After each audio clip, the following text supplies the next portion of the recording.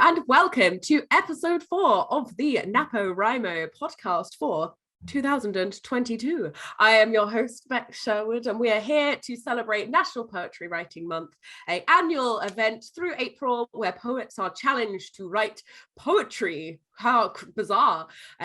For most, crazy. For most, NaPoWriMo consists of writing 30 poems in 30 days, but we are non-conformist, untraditional, very busy folk who decide instead to write 5 poems over 5 weeks around April, using the forms from our Return to Form series as our basis to write from. This week we wrote our poetry in Terza Rima, and I am joined by my wonderful gang, my pals, the I Am Loud crew of Kevin McLean, Dr. Katie Ailes, and returning Mr. Mark Gallie. Everyone give a round of applause. Look at him crawling back.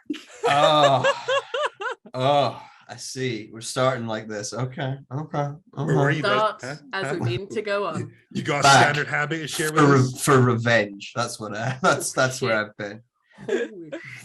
We're very happy you're feeling better. Yeah. Me too. Like no one is more pleased than I as to my recovery of the thing. But I was sad to not be here. I do have a standard habit because it's Terza Rima week. No time for standard habits. Moved on.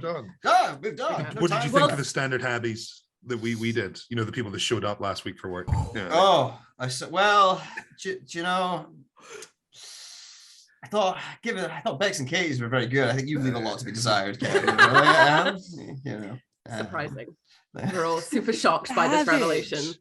Absolutely savage. Well, as Mark said, it is not standard happy week. It is poetry in Terza Rima. I said I was going to stop doing that, and then I can't. I'm so sorry. Terza Rima. Katie, please tell us a little bit about Terza Rima. Obviously, we'll be demonstrating the form through our wonderful poems that I'm sure everyone has finished. So we will get to that. But Katie, if you would take it away, please. So Terza Rima is a poetic structure based around rhyme. So it translates from the Italian to third rhyme. And if you think about that kind of encapsulates most of the rules for it. So it is a form consisting of tercets, which are 3-line stanzas. And throughout the poem, there's this sort of interweaving rhyme scheme, which is almost like braiding rhymes. So apart from the first rhyme sound, the A rhyme, which only happens twice, all of the other rhymes happen 3 times, and they're sort of interwoven throughout. So a sample rhyme scheme for a poem in Terza Rima would be ABA, BCB, CDC, DED, EE. So it always ends on a couplet. And the interesting thing about Terza Rima is that it's an open form like standard habi, which we looked at last week. Your poem in Terza Rima could be just, theoretically, it could just be 5 lines long, or it could be 105 lines long, right? My maths might be off. It would have to be all in tercets with a concluding couplet. So I don't know if 105 is that. But anyway, you can sort of customize it to whatever length you want it to be in. So it's the rhyme, it's the structure. Historically, poems in Terza Rima were written in iambic pentameter, but we're chill here at I Am Loud This ain't history, friend. This is the present. So what I usually say about forms that were historically written in a certain meter, some forms we do need to adhere to that, like standard habi, because it's sort of the backbone of that form. But other ones, like the villanelle, like Terza Rima, I just say, try to keep your lines roughly the same length so that you don't have one line that's 2 syllables and one line that's 20 syllables, because that's playing very fast and loose. But otherwise, yeah, keep them roughly the same length and you are golden. That's Terza Rima. Thank you very much, Katie. So Terza Rima is, I had a bit of a tough time this week with my Terza Rima. I wasn't really sure. Normally when I write poems, I come up with an idea and then build everything around it. This week I was like, oh, I've got form, kind of sounds weird to me because I like rhyming couplets that are like next to each other. That's where it's at. Like, to me, I'm like, that sounds the nicest. So to me, it was a bit difficult to write with the rhyme with a line in between. I felt like it was jarring, and I didn't really have a lot of ideas about it. So I went to Instagram this week, instagram.com/BexPoet. All of our social links, you can follow us down below. I thought you were just going to give them the link to Instagram, and I was like, I think we can find Instagram, Bex. Yeah, Instagram.com, in case you're unfamiliar with one of the largest social media platforms of our time. And I just chose like 3 random things. I chose like nursery rhyme, I chose pirates, and I chose, I can't remember what the last thing I was. Space. And I asked folks to vote on it, and they voted pirate. So I'm going to preface this that I did speak to our official poetry judge and adjudicator, Dr. Katie Ailes. That gives me way too much power, I feel.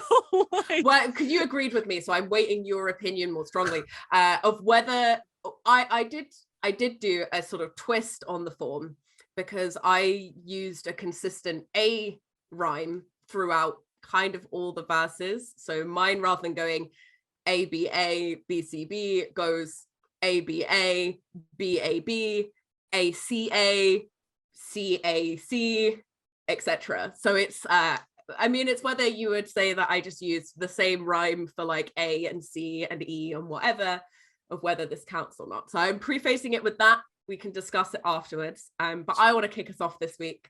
Thank you everyone who voted for pirates. And this is going to be my piratey Terza Rima. They were recruiting sailors to join them out at sea. A life of salty water for a fee of 20 shillings. I waved goodbye to mother as we sailed out from the quay.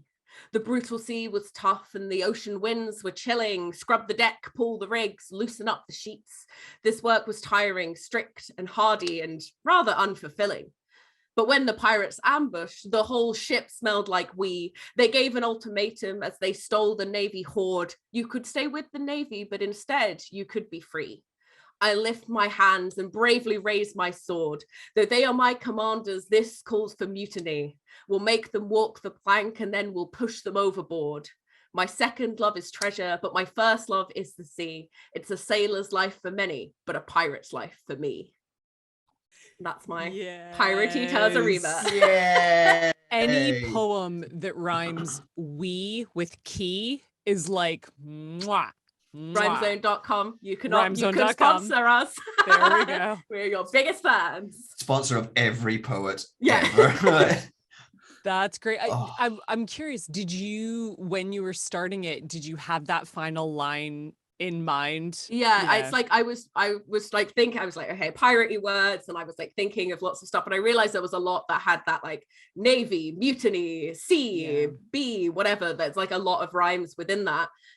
But there wasn't like a huge amount of like other like word stuff. I mean, there's a lot of words that I couldn't fit. I was like, Mahatis just sounds wrong, so I wasn't going to put that in. But yeah, I did have that last couplet was the easiest bit for me to write of the whole thing. So I kind of wrote that and then wrote the poem backwards to give it a bit of a narrative. That's fab. I really like it. You have such a your style fits so well with that kind of like,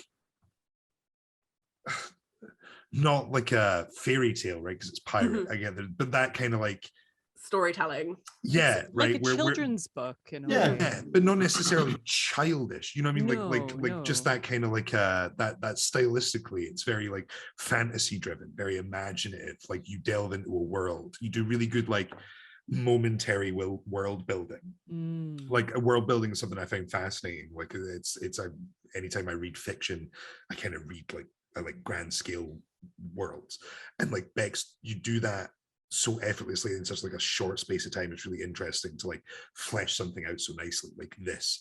I would love to see you do like something akin to Cows, right? The Cows is more an abstract like experimental piece, right, of like just forms without purpose, like of going to do a collection of connected pieces like Cows, but with more of a coherent focus, something like that, like a an almost prose-esque story. But it's like spoken word poetry, storytelling, different chapters have different sort of stylistics. And some of my favorite cool. poets are poets that do a lot of work with kids, like Dominic Berry and Mark Grist, because they're two people who like fundamentally understand like narrative structure, and they understand like how to keep a story interesting and how to have like a cathartic, like good payoff and stuff, because like the basic building blocks of children's stories and having to strip that back to that level, it is quite demanding, because you have to like make it make sense with very little context or exposition and stuff,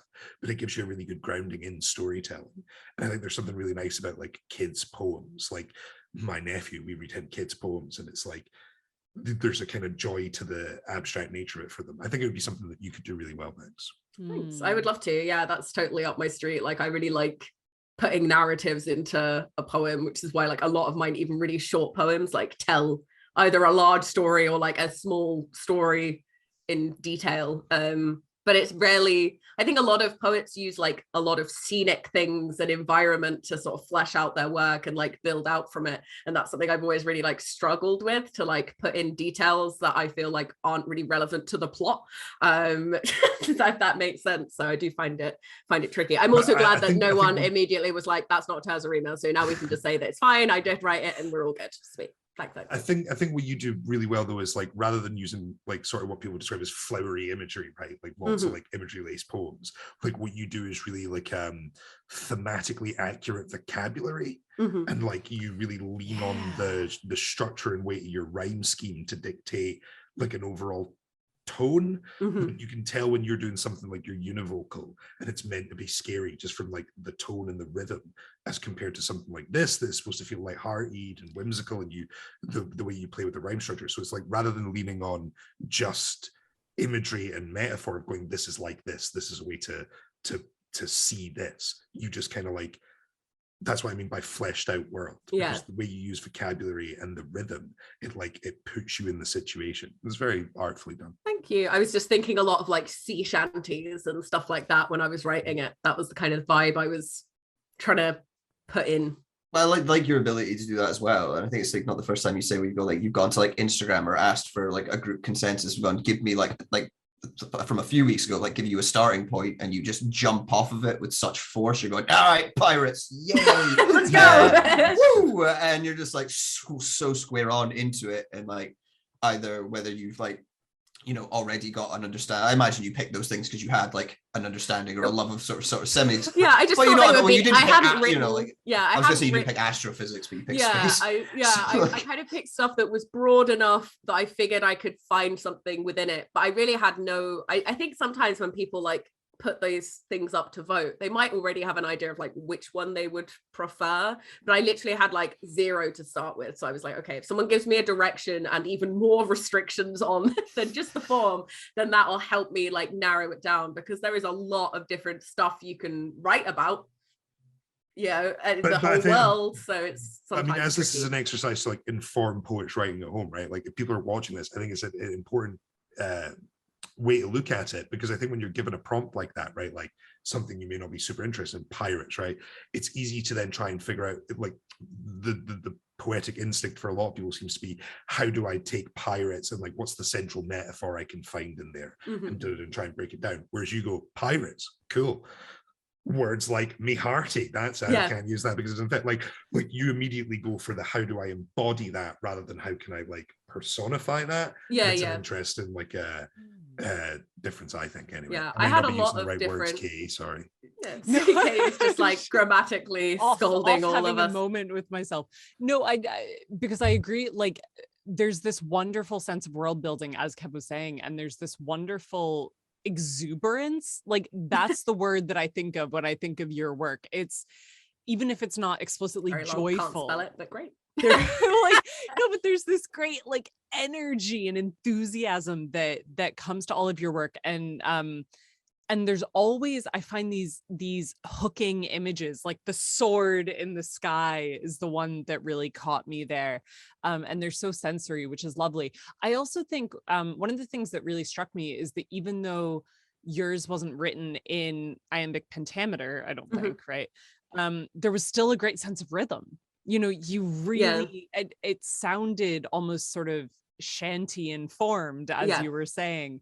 And it's so funny with forms like Terza Rima, when you're not following a meter, how the rhyme scheme almost enforces its own rhythm, which is really lovely. And you can either read it really adhering to that or not, which I find fascinating. But yeah, I love that piece. Thank you. Yeah, I liked it too. I think I wonder if it would do better as like an actual, like if I rewrote it to kind of put it in more in the rhyme structure that I'm comfortable with without like the line break, because I'd want it to be more like call and responsey and feel very like musical and like around, and something that would be like because that's the whole, like a lot of sea shanties aren't like, and Pirate Sea gets to the stage to do their sea. It's all like while you're working and you're doing stuff, it's songs that you sing to like keep the spirit up. But there's a lot more like words like scurvy fits in the rhyme scheme, and like all of these kind of ideas that would be like cool to put in. But yeah, maybe this is one that maybe next NaPoWriMo will come back and I'll be like, I worked on my pirate poem. More likely not. Weirdly, like one of those things that might fit like that slightly more to that villanelle sort of structure of sea shanties, those repeating lines that are all supposed to be fitting to that rhythm. And I'm really bad I didn't think of this idea for villanelle week, but well, I was watching the thing, there was Terza and L, and I was like, no. Yeah, there are all sorts of combinations of different forms, like the Terza and L, which is a lot. Kudos to anyone who tries it. I've not actually tried it out yet, but let us know in the comments if you've ever written a Terza and L, and points to you. I think I went to school with her. I'm not sure. Well, thank you all for your lovely compliments. I thought I would go first, as I normally force someone else to do it, so it only felt fair. Anyone want to talk about their writing journey this week? If you all say no, it's a very short. If there's resounding silence, I'll go next. I did it's a very classic Ailes piece, whatever that means. Katie Ailes special. It's about Lord of the Rings and chocolate. Not Helen of Troy. In the voice not of Helen of Troy. Yeah. And it's still not about Helen of Troy. Longtime viewers will understand that pain. I sort of got the kiss of death of NaPoWriMo this week, by which I mean the frustrating joy of getting an idea for your NaPoWriMo poem and spending a week like free writing around it and thinking about it and having all of these creative impulses around it. And then the night before we record this going, this idea is A, not right for a Terza Rima, and B, I don't have time to try to write this as a Terza Rima, so I gotta write something else. A classic. So we've all been there. Like half a notebook of ideas about this other poem. And that's not what this poem is. But I chose a concept that's adjacent to what that poem was. So it's still, some of the stuff informed it. I'm gonna go back and watch these podcasts and see how many of Katie's intros are exactly that. Are promising us a better poem. Yeah. They almost all of them will be. But I'm actually the good thing is I'm actually really pleased with what I did end up coming up with. Another classic Ailes move. Another classic Ailes move. This isn't even my final poem. I am so sorry. I am revealing myself to be an interesting. That'll be the part that gets clipped. Through this podcast. But yeah, I don't think it needs any more introduction. So I will just go for it. In a dream last night, I braided your hair. First, I chose the plastic comb, began at the ends, split and frizzy, gathered them with care and slowly separated the fragile threads, the comb bending slightly at the snags, the stubborn knots rough and clumped. As a child, I'd pretend the tangles were tiny snakes that clasped each other and got caught. Slowly, I teased them out, worked through each snarl like it was a nasty thought, as though this act could help to soothe, coax some easy neatness into you, bring peace beneath your frazzled scalp. Next, I drew a line across your crown, picked a piece running temple wide, divided it in 3. The simplest stitch, cross right over left, release, select again, left over right, repeat. Weave in sections from the sides, catching each strand as you descend. A pattern worked into me over years, muscled into my hands, now worked into you. Finished, I tie it off with a blue bauble. In my dream, you stand, reach back to feel the ridges, kiss my cheek, and breathe deep. Your mind, a lullaby. So yeah, that's what I came up with. It's another one of those like really great things where it's just like, it doesn't, you have such a great way of writing stuff in form that doesn't at all sound like it's in form, and it's just like a really nice the form, at all. Yeah. It's so nice. Like I love like the use of I always like get really caught up. It's that same thing of like, it's the curtains blue, and I was like, is there a reason the bubble is blue, or nope, is it just there is it's absolutely no reason. It's just alliterative. I really changed nice the color a couple of times, then I was like, I want to use blue. Let's go with blue. Right. And no, it sounds awesome. Like I really love the way that you, because you know so much about like obviously from studying, but also from just like your depth of experience of like writing for such a long time, is you have such a great way of like putting all these other like tricks and tools and all these like English language terms that I don't know the definition of within like, you know, alliteration and those internal rhymes and all those like beautiful beats into the structure of like whatever piece that you're making. It's just, yeah, it's such a nice like thing. I also kind of thought of hair as well, because when you originally described the form, it was about like braiding hair, and it's like, yeah. And I know personally that you do a lot of hair braiding for everyone here and many of our friends, so it kind of makes sense for you to like have written that. It's really nice. It was a wonderful piece of cake. I think Bex's point is bang on, and like stands like why I get really annoyed at like people who criticize freeform, because like you are someone that like I think you are best in freeform, because like you obviously have a depth of understanding on these forms. Like you have taught English at like a university level, like you're a PhD, you know what I mean, you know your stuff.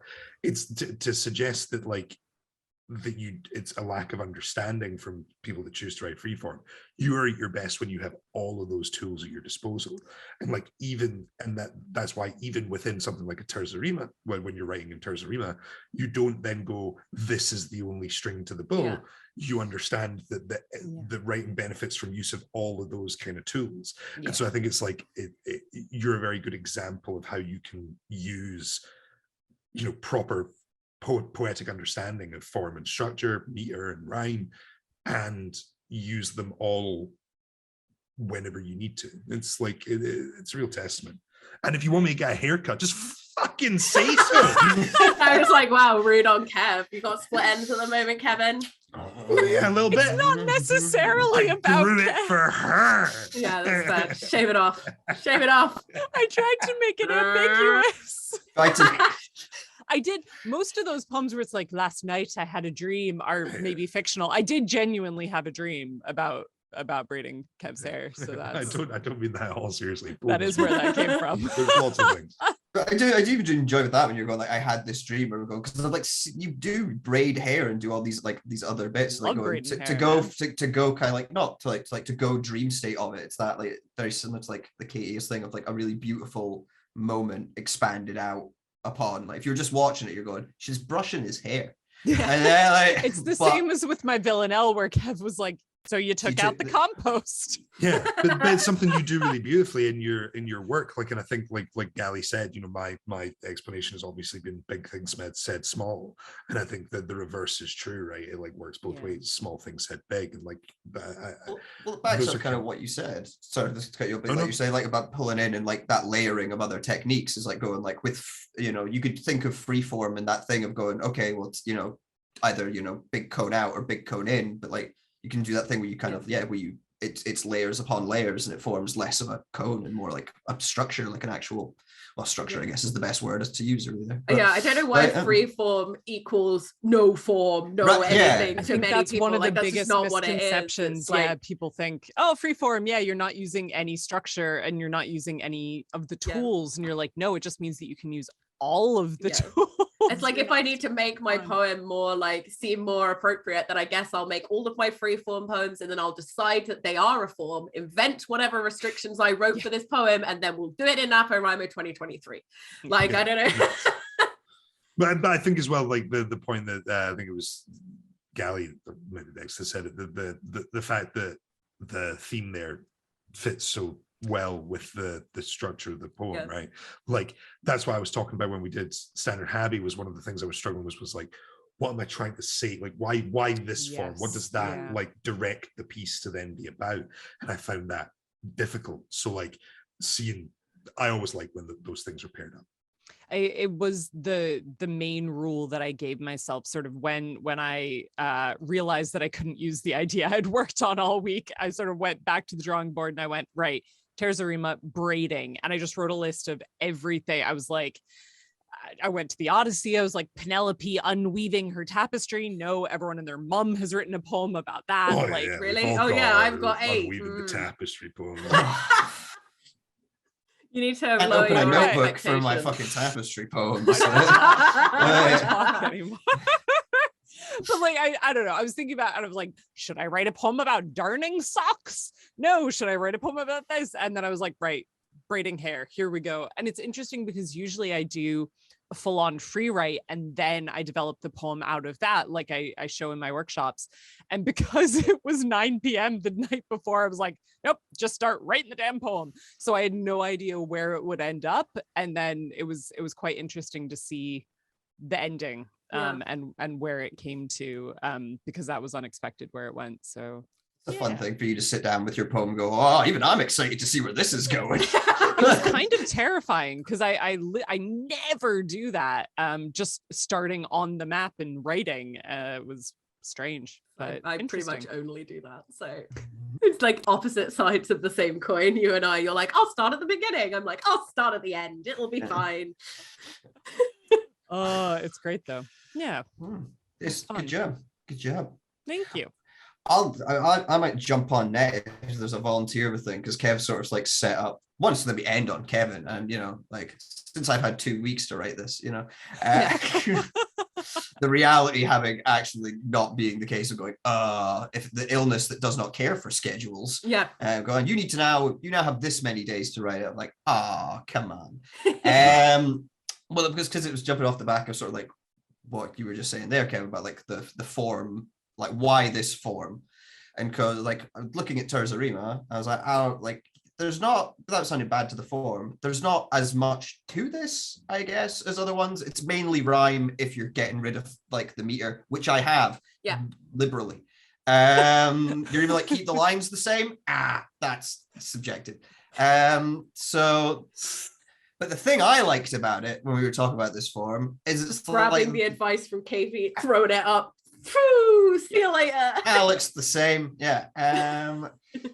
Well, it was the thing I liked about this one was that it was, it's not all of it, but it's like it's the Dante's Inferno like rhyme structure, right? And I recently within the thing I've actually like been trying to make my way through all the Dante's Inferno. It be long, but it's an all right story. It's fine. Put that on the back cover. Dante's Inferno, one of the most famous texts throughout history. It's an all right story. It's a pretty all right story. But the problem with it is, see what's there? It's too long. It's too long. So what I have Inferno speedrun for you. Yes. The illness didn't make me any less mad or any of the things. I'm like, so I haven't finished Dante's Inferno. So if there is anyone out there that's like, this is horribly wrong, probably. But we'll call it an interpretation. Hey, at least no one will be complaining about spoilers. Right? Well, no. Dante's Inferno. Yeah. So this I don't know how it ends. That was the main thing. I don't know how it ends. So I had to, create an ending. But you go. Here's the Inferno speedrun. There is a special place for you all down here. If you knew the right people and pushed through the pack, past those who you could talk to, but never truly hear. Keep going. Deeper, further, all the way in the back, the place reserved for teenage hormones and hormones meet interference with whispered kinks and a gentle ass smack. Keep track of your eye line, direct it back up to the diet-free zone, indulge in the buffet, enjoy your stay, all you can eat, day after day, gorge until your gut busts, feast until you've had your fill, devour eternity down to the bone. Go. Even though some sad soul screams for you to settle your debt, pay them no attention. Instead, cast aside a coin and watch the greedy seagulls flock. The real penny doesn't drop, but this display does block your path, and your special place is a long way away. Don't stay long. Start walking. The roads are a trap, jam-packed with the sound of car horns stuck at stop signs, the scorn at the indignant inconvenience, the fury of a rush towards nothingness, the boundless stress of shoving the boulder, but never reaching the top. The thought that up is the only way ahead. Arrogance, this sickness in all these opposite opinions, as if there could be any one right answer, as if answers actually matter. Pathetic. Do not let these petty problems stop your progress, for next comes conquest and battle. Knuckle sandwiches served by the platter, past anger, past pain, past reason, past hate. Violence begets violence until there is nothing left to shatter. Gather yourself, for in this ditch of deception they attack with a handshake. Stitch on masks made of wide smiles, lick lips with silver tongues, promise crystal and deliver ice. Waste no more time. You've given enough. Soon you can take. But wait, slow down. Enjoy this last one. For here are those who knew and said, screw it, considered the cost and paid the price, doomed to be forever chewed, booed, and ruined in hellish retribution in this space where an endless cycle of self-perpetuating suffering still does not suffice. Take my advice. It is through works you have been saved, not by grace. Take your seat at my side in your special place. Oh my days. That's so dope. So as I imagine it, that's how Dante's Inferno goes. It's the short version. That is That's ace. ace. Dude. But I mean, if you're gonna be away for a week that. and then come back, that's a fucking good point. Yeah, fair dues, fair dues. I didn't have a standard hobby for you, so I did Dante's Inferno quickly. I love Wow. the interpretation of all of it in contemporary language, like the cars stopped at traffic lights and like impatience and all of that, and there's so many brilliant lines. What's the one about like the silver tongue or the crystal, but I give you ice, and Promise you crystal but delivered ice, or Promise crystal and deliver ice. Because each one of the tercets is one of those layers of hell that he was so fond of. Too many layers of hell. There's a lot of layers. Too many, like 9 seems like a lot. Also, because then you go like breaking down violence and anger, just have them together, my dude. Like, but yeah, that was the idea I had. So again, a really good way to present the form, right? To be like, Yeah. oh well, then those tercets become the layers, and like it like each one travels into the next. You get the idea of this downward spiral that's like endless kind of pivot, and I think that's a really beautiful way to use the form. I would thank you. I would like to like be able to like take a bit more time, like maybe like actually like do it as if like the almost like partly concrete version of it, where it actually like scales down a bit more, but and stuff like that. Or like like to like go through actually read the thing and be like, all right, let's do the actual abridged version, because that's probably not how it ends.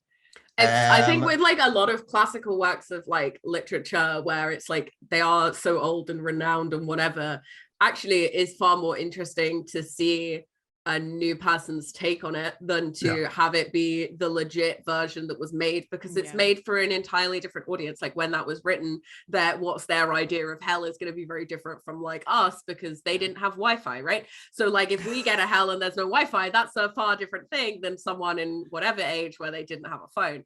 Obviously that's a really juvenile whatever way of looking at it, but that's kind of what I mean, is like it's interesting for you to take the like overarching concept and the stuff that's like understood sort of more globally about Dante's Inferno, and to look at it in the view of a modern, like into a modern scope. It's like a really interesting, it's kind of also a found poem in like a little way. A sort of a variation of a found poem, more on found poetry later. I think it's great. Oh, thank you. But you're bang on with that, because like some of the like level 6 or whatever is for heretics, and you're like, as I was looking up bits and pieces, they're like, isn't as much of that kind of kicking about. But one of the bits I was reading, someone else was going, I imagine this circle is now filled with a lot of people upset about their more like movie franchises, and that sort of like those opposite opinions where it's just level 6 of internet trolls. It's literally the like level 6 of the internet, pretty much. Like it, like a sort of discussion subreddit or something. But there was just a lot of those kind of like, I think it's a good example as well of like your more page writing, because I think it's such a linguistically dense piece, like the amount of alliteration and stuff, and like the subject matter, it's so imagery based and relies somewhat on an understanding of the existing piece of text. I think it works better as a page poem in my head, because like immediately after I'm like, I wish I could hear that again, like stop at bits and stuff. Which, I mean, you could do, like, there are other ways to deliver that aren't just on the page. Like, I know our artistic sort of like director, Perry Johnson, he's working on a thing just now, is like a large scale AI project with like AI animation. Cirque Blue, go check it out. But like that would work very, like some sort of animated sequence, some sort of like to go with it to provide extra context, I think would work really well. That is that's so good, Mark. And I love all of the layers of why that form is used, because it's the form that Dante actually used in the Inferno, and because of the layering down and the way that Terza Rima specifically draws you into the next stanza, and everything is interlinked in that way. It's just, because we spend a lot of time on this podcast talking, and through Return to Form, talking about why have you chosen this? And I love that. I absolutely love that. I want to read that again and spend some time with it. It's really beautiful. I really love your that's for me through UK. I really love like the way I know you're like, you say it half in jest, half reality, of like the NaPoWriMo journey kind of documents your descent into madness, but it kind of descends into like your exploration, not necessarily, I mean, I don't know whether it's definitely horror poetry, but like into what the definition of horror poetry is. It's like what, in terms of those uncomfortable emotions that you might want to, that a lot of people will be like, okay, you're writing a horror poem, so you want to make your whole audience scared, but then is it about that, or is it about like exploring the other emotions that an audience, normally what you want them to feel is like contented or thought-provoked or like whatever, that's the kind of thing of your piece. And I feel like with a piece like that, every audience member is going to be like, have their own, because it's based on like their own fear. It's kind of, fear is a difficult thing to attract across an audience, same as like laughter, because people find different things funny or scary or whatever. But that's such like an interesting like way for them to like respectively see their own versions of it's a weird like, version of like, which Harry Potter house are you, like what circle of hell would I be in, like just like to be fair, I think it's interesting you say as well, Seven Deadly Sin, because horror poetry is like prolific, right? It's some of the most renowned poetry is horror poetry. Like you look like Poe, right? And like I think that is something that poetry works really well in the horrific or the comic, I feel, because like you can do so much with the beat and tempo, the rhyme, like to suggest certain things. And so I think the horror aspect gets a little left behind. There's great people that do it, Lewis Brown, Jen McGregor, Gallie, but like I think when we look at like horror, the degree of that and what modern context assumes horror is, and you've written those kind of pieces as well, Gallie, that lean into the more guy in a hockey mask stalking you through the American summer Shia camp, LaBeouf. I mean, we all wrote one of them together. Actual catapult Shia LaBeouf, yeah. But like the more traditional aspect of horror, right? Like dealing in the occult and demonic, right? Like whether that is explicitly to be like boo, like yeah. that's, but like Dante is still horror, right? It is horrific.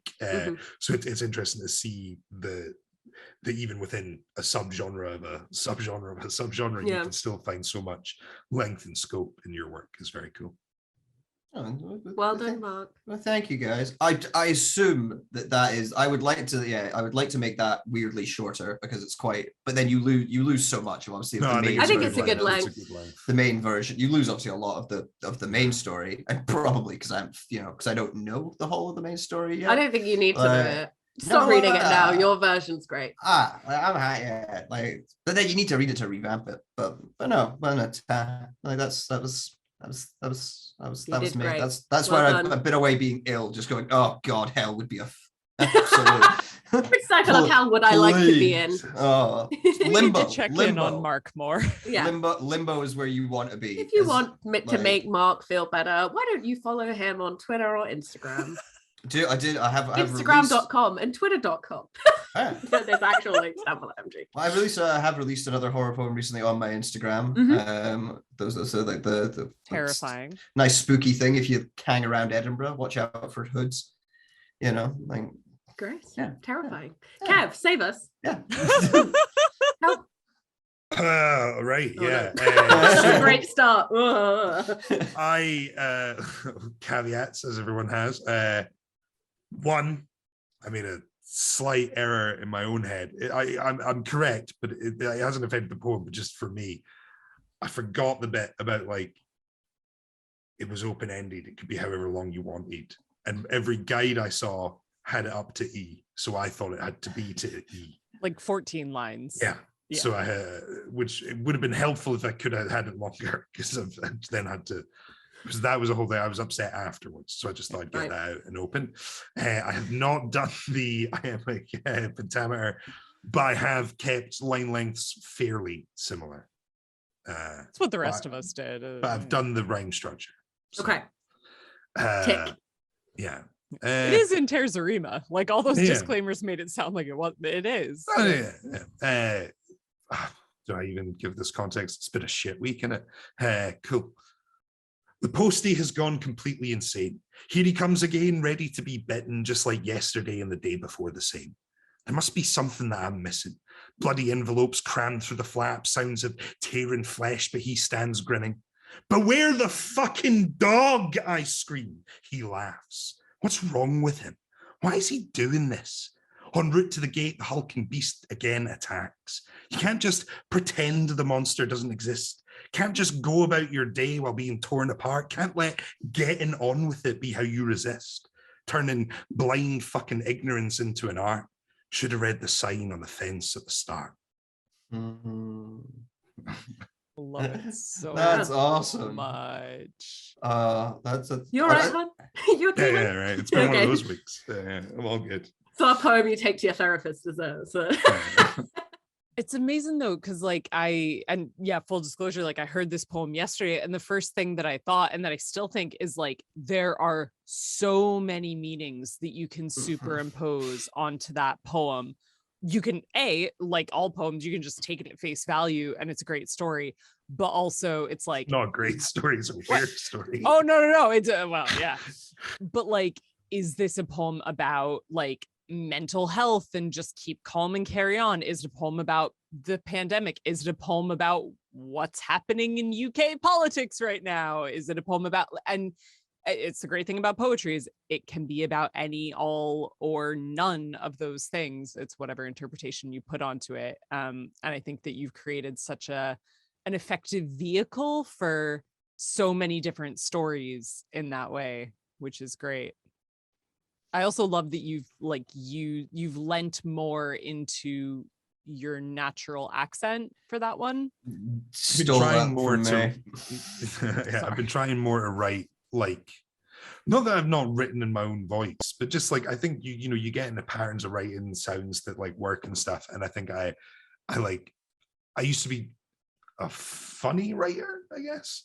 Like when I first came in, you know, I mean, my stuff was like, it would say stuff, but it would always have lighthearted bits. And I think I've lost a lot of that in like how I write.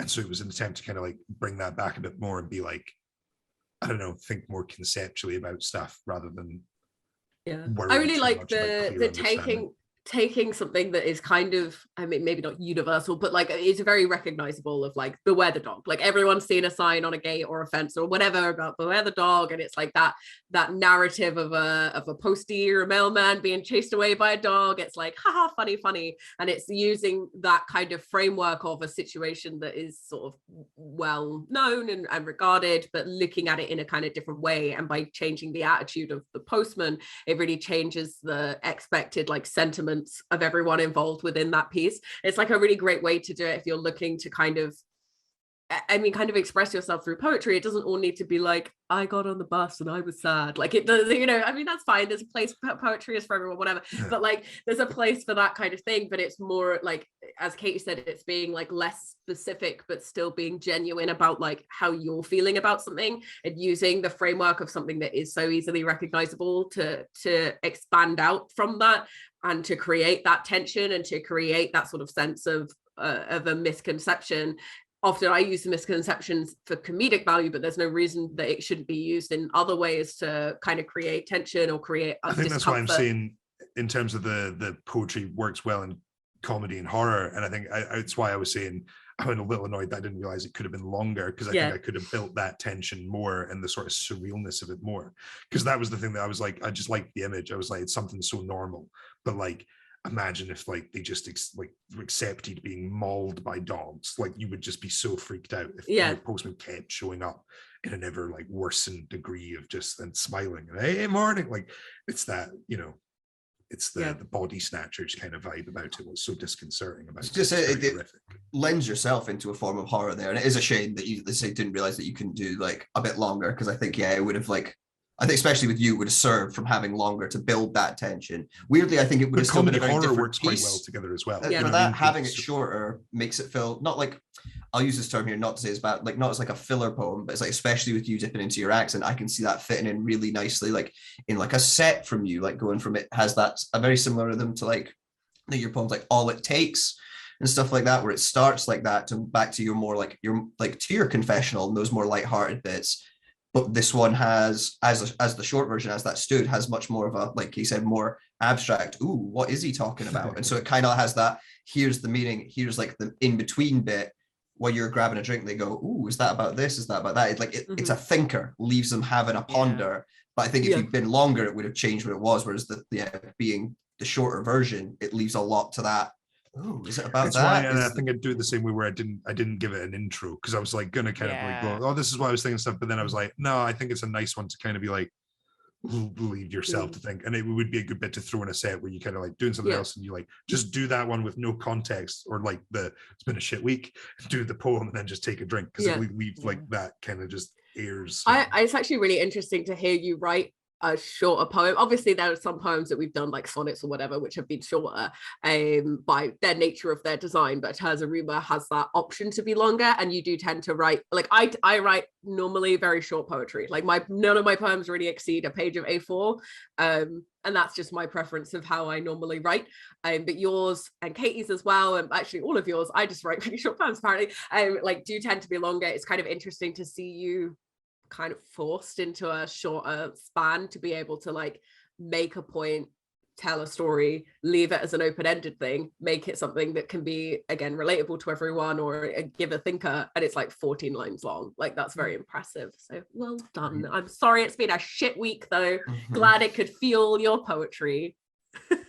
Fuck the Tories. Yeah, that's bad. And the illusion is crumbled. I wonder what it's about. What is the poem about? And other things. It's all good. It's but it's just, you know what I mean? It's like, I like that about poetry, that like, you don't need to write about one thing at once. And like, often what I do, I get too trapped in like, I need to talk about this thing, and I need to like, you know, speak, like pick the subject. Whereas like, I quite enjoyed doing this because it was a bit more like, I'm not actually saying something specific, and I like that. I was kind of speaking more generally about a bunch of things, and like, you know, the fact of it being a dog was like a, you know, specific because that Hulk, the specific line, I'm looking at found poetry again, the hulking beast again attacks, and like hulking beast is like a term often used. I think it's like is it the Carol Ann Duffy poem where it's about the bull, and the sort of girl having a anyway, that may be Carol Ann Duffy. I might be getting it might, if we could find it, it'll be linked downstairs. The idea of like there's other poems with like black dogs and stuff, and they are hulking is like often a word used with them and stuff. So it was like trying to hit several kind of points. I was going to say on that, were you like trying to invoke that kind of like that, the grim, the big black dog, that kind of like this is like. And like the fact that it's a postal worker is like a direct reference to like governmental civil service kind of like responsibility, and they're just nodding and smiling and pretending it's not. So there's like you're trying to do multiple things with it. Mm-hmm. It's good to have that clarification, because sometimes you do get that like beware of dog sign and it's like a chihuahua and you're like it's funny, but like having that it is it's a big scary that's why like if it had longer, I would have had more instances. I would have had the ramping up, right? Like the first time he came in, maybe it's a joke sign, maybe it's a chihuahua behind the gate, but the second he should know better, right? Like and then you would build and amp the tension and this ever escalating horror show. Whereas like having to condense that into the line of just like yesterday and the day before the same, and hoping that gives the weight of this is recurring, like is tricky. All the time questioning, why don't they just bring the dog inside? But then they get more. But it's also that thing of being impotent to control the dog, right? Like you are not in control of the dog. That's because you try to help, right? But where the fucking dog I scream, he laughs. Like is the Well, I think this is actually a really good like demonstrative week of like how poetry writing actually works a lot of the time, which is every single one of us has more work to do afterwards on whether it's Katie, who wrote a poem that she didn't want to, well, not necessarily didn't want to write, but wasn't what her original intention is. Mark, who wants to do more refining. I wanted to play around with mine. Kev wants to make his longer. And I think that's really invictive like of poetry, is that it is a growing thing. And as you change, your work is going to change. And often, actually, I think that is one of the downsides of written poetry and published poetry, is that that is the end. That is all you can kind of do with it, because that is what people then expect to see. And if you have spoken word, you can play around with it. It's great when you perform spoken word and you get a line wrong, because there's no one there with a script to be like, oh, you missed out on the thing there, because it's your poem and it's your story and it's your retelling of it. And that's something that can be adapted with time as you want to change it, or if you don't, and that's totally fine. So well done everyone who's been writing along. I know there's like loads of poets. I've seen Lewis Brown sharing stuff every day, Colin Nelson sharing stuff every day. Obviously Georgia, our girl G, has been sharing stuff. Poem by Stephanie has sent us a really great poem in Terza Rima that they've written. So like, thank you all guys, you've been doing amazing work. Like it's hard to write every single day. I have a lot of respect, hats off to you if you have been doing that. We're having a hard time, and we've only written 3 poems so far. 2 for me, 2 for Mark, but he has time to catch up. We can reappoint your NaPoWriMo completionist status so long as you complete your standard hobby before the end of April. There's your challenge. But in addition to a standard hobby, we do have another form that we need to be looking at. And so let's go over to Dr. Katie Ailes in her poetry cupboard to look at found poetry. Yay! Found poetry. Where is it? How do we find it? Found poetry is, I love found poetry because it's basically what it says on the tin. Found poetry is poetry that you find often in unexpected places, or places where the source material isn't poetry itself, or usually isn't poetry itself. So basically what you do is you take some source material, and that could be literally anything made of text. So that could be a newspaper, a book, it could be an instruction manual, it could be the back of a cereal box, a takeaway menu. One of the annoying council leaflets from a party. One of the annoying council leaflets. Yes, that we keep getting through our doors. It could be text messages, it could be Tinder bios, it could be any piece of text, right? Take a piece of text and in some way rework it, remake it into something new, and that will be your found poem. And there are a zillion ways of reworking it. So Erasure Poetry falls under the broad umbrella of found poetry. So I have a workshop on found poetry more broadly, and we've got a specific workshop on Erasure Poetry. They're both on our YouTube channel, and they will be linked in the description. But Erasure Poetry is sort of about erasing or crossing out, blacking out other words so that only your poem remains. But you also have cut up poetry, where you sort of cut up all the text and collage it in a new way.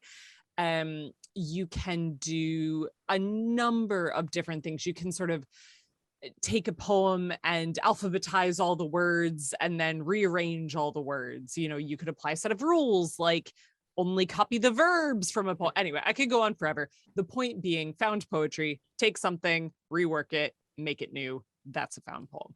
Yeah. Laughing because Andrew Blair once did a found poem version of Big Love. Yes. Where he alphabetized it, and it's one of the most upsetting things I've ever listened to. Yeah, it's a lot. There's also Ross McCleary's, is this what you were thinking of? Where he did a poem based on the letters that he found in a tin of alphabeti spaghetti, and it's just like A, Y, and it's like so good. So there's a lot of scope to be like really weird, and you can get super surreal. Yeah, like it doesn't need to be, you know, if you're looking for a form to experiment and challenge yourself with, to do something really different from something that you've ever done before, found poetry might be the one for you. For some great examples of found poetry, we got our amazing pals Sarah Grant and Tyrone Lewis to create found poetries with the prompt of TV titles, which is a challenge we actually did as part of NaPoWriMo back in 2020. We all wrote some found poetry based on TV shows and TV titles. So if you're looking for a bit more direction than every single bit of text that you could find in the world, maybe TV shows is something to go for. You could have a look at like big movie franchises and the things and the sentiments in there, works of Shakespeare, whatever you want. And you can also always come to ask if you need us to give you a random word or something to start off with to explore, then we can do that as well. But Sarah and Tyrone's work are really inspirational, really interesting. Like the videos they made to go along with it are really beautiful. I think I know that Sarah's was on She-Ra, the new She-Ra series on Netflix. Tyrone's was, oh my God, I'm blanking. Friends, of course. How do I forget Friends? But yeah, so that's a good place to start. If you want to do TV shows, maybe pick an anime where they have like thousands of titles and you've got lots of material to work with. Yeah, don't pick like a 4-episode run. Yeah, it's no BBC dramas. Yeah, right. No, not the vibe. But, you know, maybe do and show us what you're doing. And like, obviously you can share that with us. So we'll be getting on with writing some found poetry this week for you. We'll be sharing that across our journeys through our social media platforms. As I said, I've defined many social media platforms today. We're on all of them. All of our links are down below. And we also have our open mic, which is happening. Today is the last day for our April open mic signups. But if you missed the deadline, don't worry. We do an open mic every single month at the Kilderkin. Just check out our socials. We have a link tree that has lead tells of all of our fabulous events. And we would love to see you there. Otherwise, just make sure you like, subscribe. If you're following us on a podcast thing, you can leave us a little review. It would mean literally a lot to us. You have no idea how excited we get when we get comments and reviews. It is very cool. So thank you so much for everyone who's been joining us so far. We will see you all next week where we'll be sharing found poetry. And until then, happy writing. Bye, guys. Ta-ta.